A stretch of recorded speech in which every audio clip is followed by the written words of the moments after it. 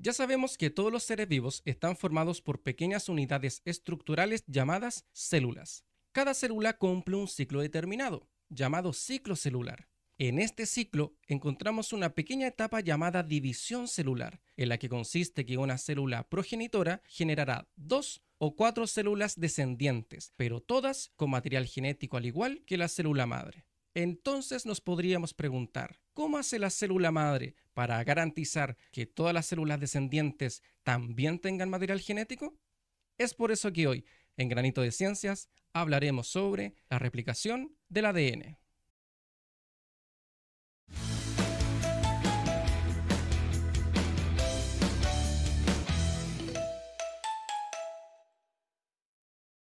Watson y Crick, al definir las características sobre el ADN como molécula portadora de la información genética, hubo un concepto que aplicaron para explicar el cómo las células garantizan que sus descendientes tengan material genético, independiente si éstas se dividen por mitosis o meiosis. Esto se lleva a cabo mediante un proceso denominado replicación del ADN. El modelo de Watson y Crick sugirió que debido a que el par de nucleótidos entre sí se complementan, cada cadena de la molécula de ADN podría servir como una especie de guía, plantilla o molde para la síntesis de una cadena opuesta y nueva. Simplemente sería necesario que los puentes de hidrógeno entre las dos cadenas de ADN se rompan y las dos cadenas se separen. Cada cadena de la doble hélice se podría aparear con los nuevos nucleótidos complementarios para sustituir a su par faltante. El resultado sería 2 dobles hélices de ADN, cada una idéntica a la original y que consiste en una cadena original de la molécula progenitora y una cadena complementaria recién sintetizada. Este tipo de copia de información se denomina replicación semiconservativa, debido a que la célula conserva una de las dos cadenas de la doble hélice y transmite la otra cadena a la nueva célula. Aunque el mecanismo de la replicación semiconservativa sugerida por Watson y Crick era un modelo sencillo y convincente, se necesitaba de una prueba experimental para establecer que el ADN se replica de esta forma. Los primeros investigadores necesitaban descartar otras posibilidades. Con la replicación conservativa, ambas cadenas de ADN originales podrían permanecer juntas y las dos cadenas recién sintetizadas podrían formar un segundo ADN. Una tercera hipótesis es que las cadenas progenitoras y las recién sintetizadas podrían llegar a mezclarse al azar durante el proceso de replicación. Esto se conoce como una replicación dispersiva. Para discriminar entre la replicación semiconservativa y los otros modelos, los investigadores tuvieron que distinguir entre las cadenas originales y las nuevas cadenas de ADN sintetizadas. Aunque la replicación semiconservativa por apareamiento de bases parece simple y directa, el proceso real está altamente regulado y requiere de una maquinaria de replicación que contiene muchos tipos de proteínas y enzimas. Muchas de las características esenciales de la replicación del ADN son comunes para todos los organismos, aunque las células procariontes y eucariontes difieren ligeramente en el proceso de replicación. En la mayoría de las células procariontes, como la Escherichia coli, el ADN es circular y único. En cambio, cada cromosoma de las células eucariontes sin replicar contiene una molécula única y lineal, y que es mucho más extensa en comparación al ADN bacteriano.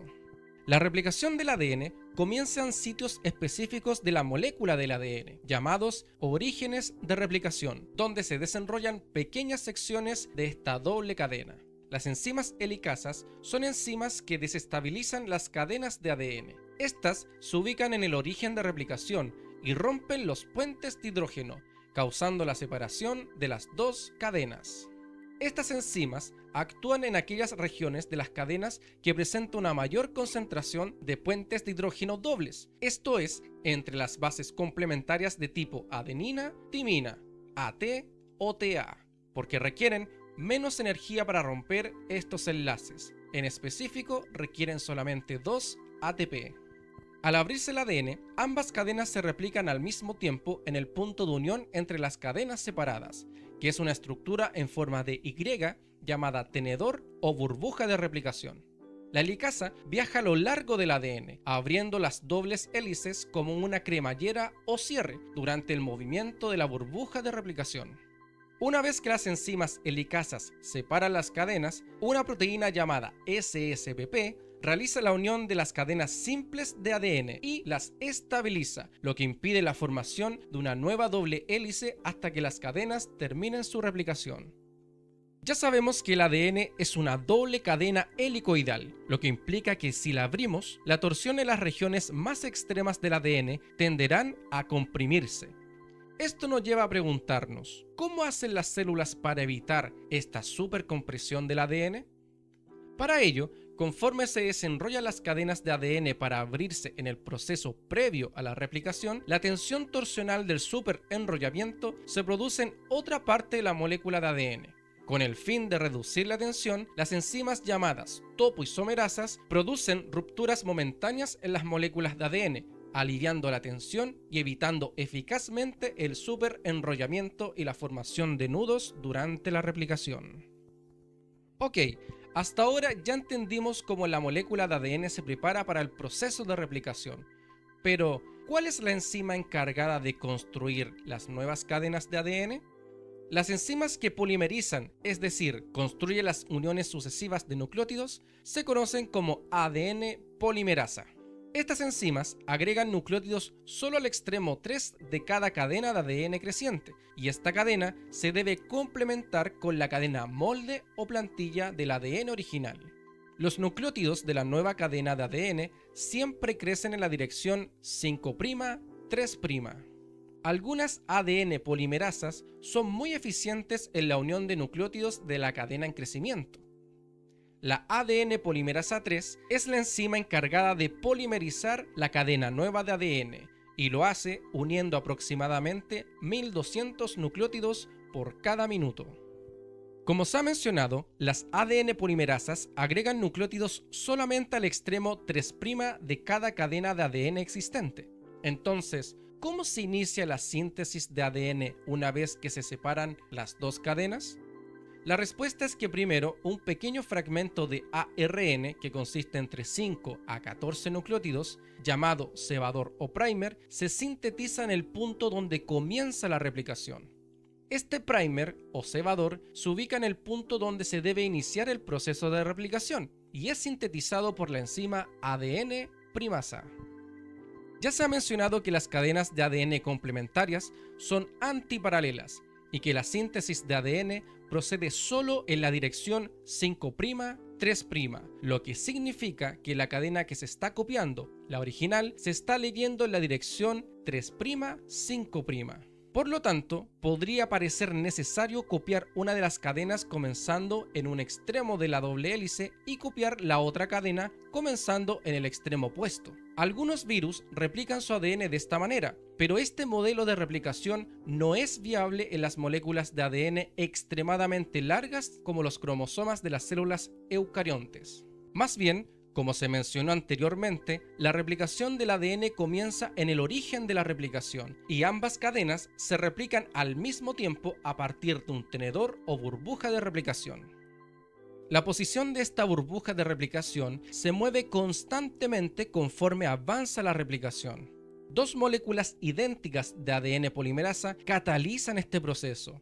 Una de ellas agrega nucleótidos al extremo 3' de la nueva cadena que siempre está creciendo hacia el mismo sentido de movimiento que la burbuja de replicación. Debido a que esta cadena se sintetiza de forma suave y continua, se conoce como cadena líder. Una molécula separada de ADN polimerasa agrega nucleótidos al extremo 3' de la nueva cadena sintetizada. La segunda cadena de ADN que se está formando se llama cadena retrasada, pues siempre está creciendo alejándose de la burbuja de replicación, pues constantemente choca con el inicio de esta burbuja, ya que esta segunda cadena crece en el sentido opuesto al movimiento de la burbuja de replicación. Es por esta razón que solo se pueden sintetizar pequeñas piezas, porque si se agregara ADN polimerasa continuamente al extremo 3 de esta cadena, tendría que alejarse del tenedor o burbuja de replicación. Estas 100 a 2000 piezas de nucleótidos de la cadena retrasada se llaman fragmentos de Okazaki, después de que fueron descubiertas por el biólogo molecular japonés Reiji Okazaki.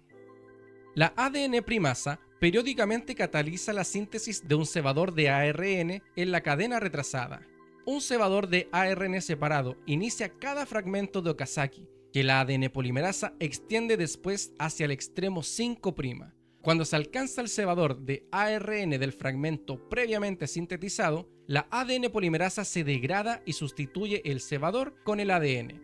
Los fragmentos de Okazaki se unen entonces por la acción de una enzima llamada ADN ligasa, que une el extremo 3 hidroxilo de un fragmento de Okazaki al extremo 5' fosfato de la cadena de ADN que está junto a ella, formando así un enlace fosfodiéster. Finalmente, este proceso termina cuando las ADN polimerasa 3 encuentra regiones de ADN ricos de la base nitrogenada guanina. Una vez finalizado el proceso de replicación, las enzimas se degradan y las cadenas recién sintetizadas de ADN se complementan por medio de puentes de hidrógeno con las cadenas originales del material genético. Cabe recordar que en el caso de las células procariontes, este proceso ocurre en menor tiempo en comparación a las células eucariontes, pues ellas poseen en lo general solo un ADN circular, por lo que solo necesitan un punto de origen de replicación. En el caso de las células eucariontes, al tener cadenas de ADN muy extensas, es necesario la generación de distintos puntos de origen, como también diversas burbujas de replicación, para que el proceso sea mucho más eficiente. En resumen, es importante destacar que el proceso de replicación del ADN ocurre en una etapa del ciclo celular llamada etapa S, y se caracteriza en formar nuevas cadenas de ADN con características semiconservativas. Para el proceso de replicación es necesaria la participación de diversas enzimas y proteínas, como la helicasa, que abre las cadenas de ADN, la topoisomerasa, que evita la supercompresión del ADN a medida que se va abriendo. Las proteínas SSBP mantienen las cadenas de ADN abiertas. El ADN primasa, que marca el punto de inicio del proceso de replicación. Las ADN polimerasa 3, que construye las cadenas de ADN agregando nucleótidos solo en el extremo 3' del ADN. Y finalmente, las ADN ligasas, que unen las cadenas cortas de ADN de la cadena retrasada, llamados fragmentos de Okazaki. Si te ha gustado este video sobre la replicación del ADN, regálanos tu like, suscríbete a nuestro canal y no olvides activar la campanita para no perderte de más videos sobre biología y ciencias naturales. Soy el profesor Nicolás Puebla y esto fue Granito de Ciencias.